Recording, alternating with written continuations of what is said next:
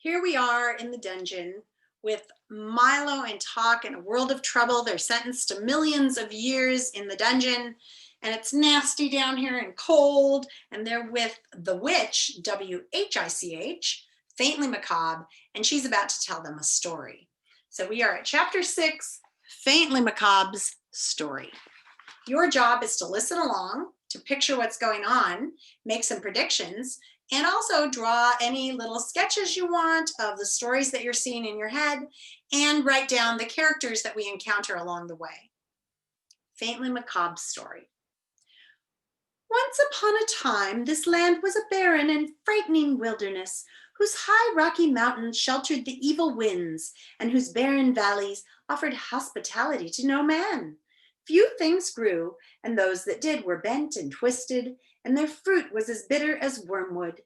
What wasn't waste was desert, and what wasn't desert was rock, and the demons of darkness made their home in the hills. Evil creatures roamed at will through the countryside and down to the sea.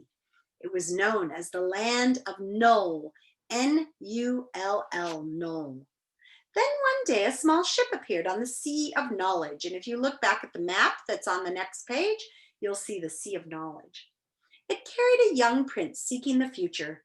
In the name of goodness and truth, he laid claim to all the country and set out to explore his new domain. The demons, monsters, and giants were furious at his presumption and banded together to drive him out. The earth shook with their battle, and when they had finished, all that remained to the prince was a small piece of land at the edge of the sea. "I'll build my city here," he declared, and that is what he did.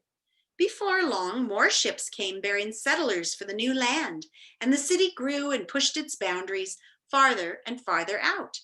Each day it was attacked anew, but nothing could destroy the prince's new city, and grow it did. Soon it was no longer a city. It was a kingdom, and it was called the Kingdom of Wisdom. But outside the walls, all was not safe, and the new king vowed to conquer the land that was rightfully his. So each spring he set forth with his army, and each autumn he returned, and year by year the kingdom grew larger and more prosperous. And here is the king setting out to reclaim the lands of wisdom. He took to himself a wife, and before long had 2 fine young sons to whom he taught everything he knew, so that one day they might rule wisely. When the boys grew to young manhood, the king called to them and said, "I am becoming an old man and can no longer go forth to battle. You must take my place and found new cities in the wilderness, for the kingdom of wisdom must grow." And so they did. One went south to the foothills of confusion, and he built Dictionopolis, the city of words. And one went north to the mountains of ignorance and built Digitopolis, the city of numbers. Both cities flourished mightily, and the demons were driven back still further. Soon other cities and towns were founded in the new lands, and at last only the farthest reaches of the wilderness remained to those terrible creatures, and there they waited, ready to strike down all who ventured near or relax their guard. The 2 brothers were glad, however, to go their separate ways, for they were by nature very suspicious and jealous of each other. Each one tried to outdo the other, and they worked so hard and diligently at it that before long their cities rivaled even wisdom in size and grandeur. "Words are more important than wisdom," said one privately. "Numbers are more important than wisdom," thought the other to himself, and they grew to dislike each other more and more. The old king, however, who knew nothing of his son's animosity, was very happy in the end of his reign and spent his days quietly walking and thinking in his royal gardens. His only regret was that he'd never had a daughter, for he loved little girls as much as he loved little boys.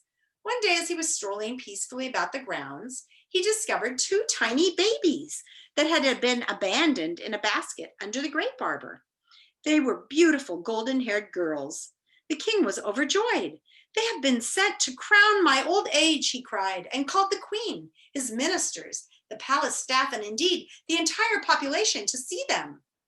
"We'll call this one You guessed it, rhyme. And this one, reason, he said. And so they became the princess of sweet rhyme and the princess of pure reason, and were brought up in the palace. When the old king finally died, the kingdom was divided between his two sons, with the provision that they would be equally responsible for the welfare of the young princesses. One son went south and became Azaz, A-Z-A-Z, the unabridged king of Dictionopolis. And the other went north and became the mathemagician, math, M-A-T-H-E, magician, M-A-G-I-C-I-A-N, ruler of Digitopolis. And true to their words, they both provided well for the little girls who continued to live in wisdom. Everyone loved the princesses because of their great beauty, their gentle ways, and their ability to settle all controversies or problems fairly and reasonably. People with problems or grievances or arguments came from all over the land to seek advice, and even the two brothers, who by this time were fighting continuously, often called upon them to help decide matters of state. It is said by everyone that rhyme and reason answer all problems. As the years passed, the two brothers grew further and further apart, and their separate kingdoms became richer and grander. Their disputes or problems, however, became more and more difficult to fix or reconcile. But always with patience and love, the princesses set things right. And get ready to see the beautiful princesses. Here they are. Aren't they fantastic looking? So tall and slinky. I don't know which one's rhyme and which one's reason. Then one day they had the most terrible quarrel of all. King Azaz insisted that words were far more significant than numbers, and hence his kingdom was greater. And the mathemagician claimed that numbers were way more important than words, and hence his kingdom was supreme. So make a decision right now. Knowing what you know about school and life, which do you think is more important if you had to choose? Words or numbers? And be ready to answer that tomorrow in class. They discussed and debated and raved and ranted until they were on the verge of blows, when it was decided to submit the question to the princesses. After days of careful consideration in which all the evidence was weighed and all the witnesses heard, they made their decision. Words and numbers are of equal value, for in the cloak of knowledge, one is warp and the other woof. It is no more important to count the sands than it is to name the stars. Therefore, let both kingdoms live in peace. Do you think that went over well? Everyone was pleased with the verdict. Everyone, that is, except the brothers, who were beside themselves with anger. What good are these girls if they cannot settle an argument in someone's favor, they growled, since both were more interested in their own advantage than in the truth. We'll banish them from the kingdom forever. Dun, dun, dun. And so they were taken from the palace and sent far away to the castle in the air. And there they have not been seen since. That is why today in all this land there is neither rhyme nor reason. And what happened to the two rulers? Asked Milo of the witch. Banishing the two princesses was the last thing they ever agreed upon. They soon fell to war with each other. Despite this, their own kingdoms have continued to prosper, but the old city of wisdom has fallen into great disrepair, and there is no one to set things right. So you see, until the princesses return, I shall have to stay here in the dungeon. Maybe we can rescue them, said Milo, as he saw how sad the witch looked. Ah, that would be difficult, she replied. The castle in the air is far from here, and the one stairway which leads to it is guarded by fierce and black-hearted demons. Will this be Milo's quest? Tok growled ominously, for he hated even the thought of demons. Urgh. I'm afraid there's not much a little boy and a dog can do, she said, but never you mind, it's not so bad. I've grown quite used to it here. But you must be going, or else you'll waste the whole day. Oh, we're here for 6 million years, sighed Milo, and I don't see any way to escape. Nonsense, scolded the witch. You mustn't take Officer Shrift so seriously. He loves to put people in prison, but he doesn't care about keeping them there. Now just press the button on the wall and be on your way. See the button on the wall? This is my button. Milo pressed the button, and the door swung open, letting in a shaft of brilliant sunlight. "Goodbye, come again," shouted the witch as they stepped outside and the door slammed shut.